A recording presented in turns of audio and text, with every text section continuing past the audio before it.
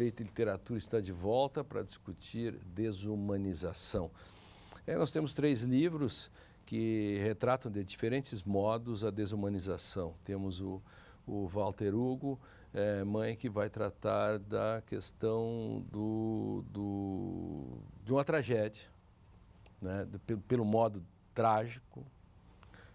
O Euclides da Cunha, como um referencial histórico de como nós podemos ver o Brasil, claro, e seus 2 Brasis, que começa ali a discussão, e o Frankl sobre a questão da busca do sentido, né, contra tudo e contra todos. E aí vem num país como o nosso, muito desumanizado, e que paradoxalmente, de um lado, toda essa desumanização proveniente de uma sociedade com classes sociais díspares, um processo de escravidão longo, sem inclusão, e ao mesmo tempo uma espécie de castigo patrimonialista, em que os estamentos tomam conta do Estado e que torna mais difícil ainda para quem não está no Estado. Então, eu dizia no intervalo, né, falando da minha família, da dificuldade, né, de como, apesar de tudo, então, a minha mãe, assim, olhando para frente, né, disse assim, olha, tem que ter alguma coisa, né, mas não tinha, era tão difícil, né. Pensar a desumanização também por esse lado de um país periférico. Como romper esta quase impossibilidade de aspirar alguma coisa e ainda mesmo assim aspirar, mesmo assim querer cruzar essa barreira para chegar neste lado lá que parece. Vocês que não falavam tem nada, também no intervalo sobre fazer um making off do intervalo, sobre a questão das pessoas que perdem tudo na enchente. Também, está todos os dias aí, não. Mas é interessante que, nesses momentos extremos, a gente vê manifestações muito interessantes de solidariedade humana, de cooperação. Em muitos lugares, em Alvorada com enchente, em Canoas com destelhamento de casas. Na reconstrução, a gente não vê uma pessoa trabalhando sozinha. Todos os vizinhos estão ali juntos. E, ao mesmo tempo, na tragédia, a gente vê a emergência daquilo que há de mais escroto no ser humano. Do sujeito que superfatura telha, claro, que superfatura lona. Então, lona, que é a mesma ideia de Frankl no campo de concentração a gente vê sempre. Né? Eu acho que o campo de concentração, na verdade, ele foi um laboratório da condição humana. E ali a gente vê a emergência daquilo que há de mais sublime e elevado na humanidade e daquilo que há de mais abjeto e asqueroso. De pior. Nós temos essas 2 representações no ensaio sobre a cegueira do Saramago. Né? De um lado, nós temos o desprendimento da mulher do médico, que é protagonista do romance, né? Que acompanha e que se ocupa de todos quase até a exaustão. E do outro lado, nós temos, né, o grupo dos cegos malvados, que se utilizam da situação precária que todos estão vivendo para usufruir, para ter algum benefício, né?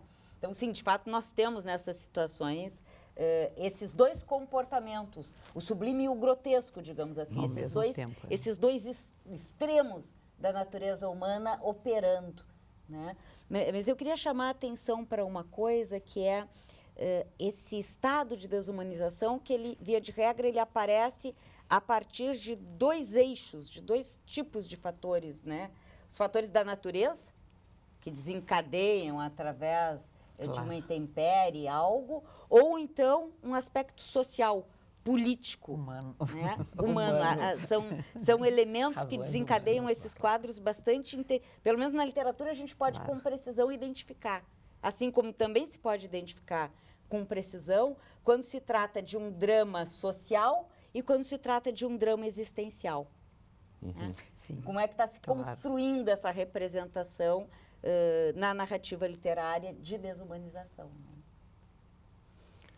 Né? E nas questões, em muitos momentos que a literatura e a história do Brasil andam juntos, porque episódios que ocorreram, né, isso também aparece, especialmente este campo social na questão da desumanização, né? O quanto alguns ficam praticamente sem nada, e passam o romance todo, enfim, né? E não encontram essa saída, e, por outro lado, outros que, mesmo em situação difícil, conseguem dar a volta porque tem outras condições, né, do seu próprio modo de ser, modo de viver, condição econômica e tal, e que mesmo numa situação aparentemente difícil, no caso de uma intempérie ou no caso de uma grande seca, os que têm muito no Nordeste nunca perderam nada nesse sentido. Né? Então, uma bola picando para o Luciano, o Walter Hugo Mãe,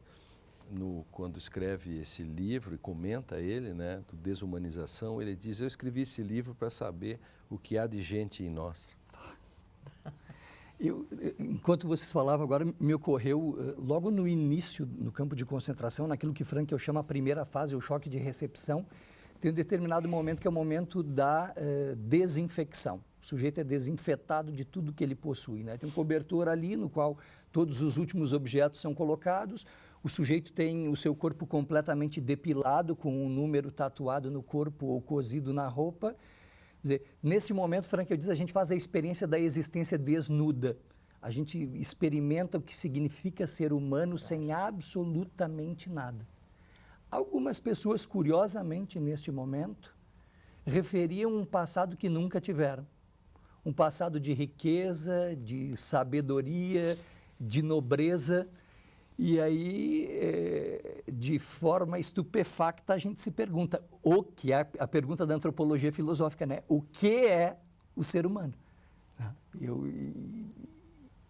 E eu acho que tanto o campo de concentração, aquele convencional que a gente conhece da Segunda Guerra Mundial, quanto o campo de concentração que a gente vive no dia a dia, dá ocasião da gente manifestar essas duas pulsões aí que nos habitam.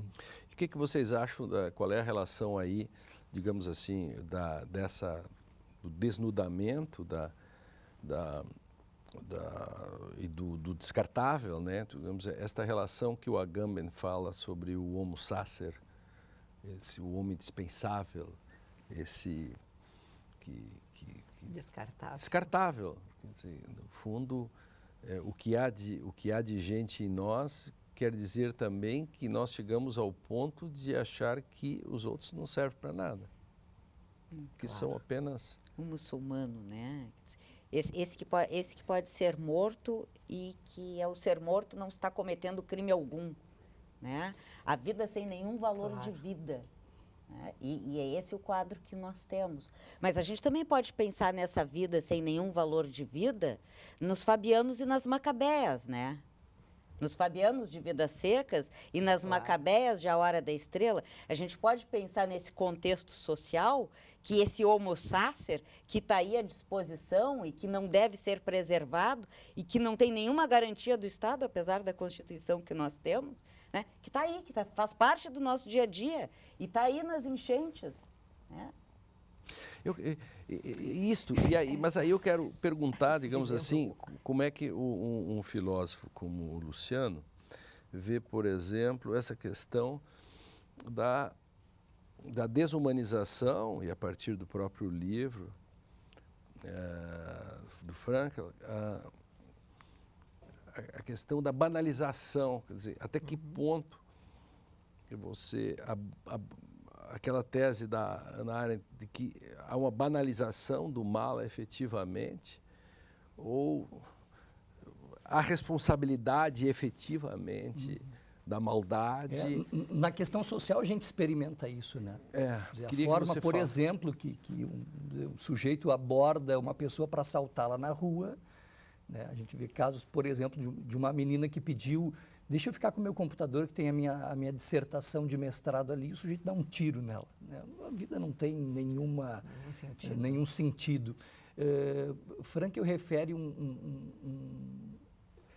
Mas assim, ó, isso é o que acontece. A questão é como a gente se coloca diante disso. É isso. Frankl, no livro, ele relata um episódio no qual morre um colega na enfermaria, depois de algumas horas o corpo é retirado, um vai ali, antes pega umas batatas que estão no bolso dele, o outro fica com o casaco. Quer dizer, o corpo é retirado, colocado na neve, na sequência vem a sopa que é avidamente sorvida por todos. Frankl olha pela janela e está o colega morto ali. E aí ele se dá conta que ele não está sentindo nada. Quer dizer, a apatia tamanha diante da brutalidade. Ele disse assim, ó, se não fosse o meu desejo de mostrar do ponto de vista psicológico a forma como o prisioneiro sofre o campo de concentração, esse fato teria passado completamente batido. E muitas vezes, diante da banalização do mal, a gente acaba vivendo essa apatia. Né? A própria forma como a nossa sociedade compreende ou encara a morte é muito séria. Se a gente tem uma pessoa doente na família e a gente diz a palavra morte, é capaz de levar um tapão na boca, porque a morte é um tabu, a gente não pode falar disso. E, ao mesmo tempo, a gente vive a espetacularização da morte. Claro. A gente vê a morte vendida como um produto em programas sensacionalistas, todos os dias na televisão aberta. Né? Mas, de outro lado, é muito forte a questão do escondimento da morte. Na área da saúde, as pessoas não morrem, elas evoluem a óbito. Né? Isso é a forma como a nossa sociedade não sabe lidar com a morte e, de um lado, torna tabu e, de outro lado, banaliza. Mas aí também tem o exagero do outro lado, por exemplo, que é propaganda de funerária. Sim, né? sim. Que funerária não é essa a ideia. Ou de crematório. Eu escrevi um texto um dia desse sobre isso, que eu olhei na televisão. Uma funerária ela patrocinava um programa de esportes e a funerária dizia assim, antigamente o sujeito ficava dentro de uma urna, então, mas ele tinha vontade de esticar as canelas, fazendo esses trocadilhos infames. E aí vem a propaganda da funerária, a outra diz assim, a funerária tal, nem parece que é funerária, e pareceria com o quê? Entende? Isso já é o outro lado também. Claro. Quer dizer, esse é a fuga total e achar que você pode ser engraçado. Com uma situação Quer dizer, não dá para fazer piada sobre câncer, né? Então, também, esses são os limites, vocês não acham? Que você, sob um pretexto X, aí sim banaliza pelo outro lado de novo, né? Corre esse risco. Né? Então, queríamos que a gente falasse um pouco dessa questão, enfim, o que é a desumanização e a questão do outro e de como isso acontece nos nossos dias e sempre em cima desses 3 belos livros que vocês trouxeram e eles são a condição para a própria discussão do nosso tema, o Direito e Literatura faz um rápido intervalo e para o terceiro bloco a gente promete muitas coisas interessantes. Não saia daí, já voltamos.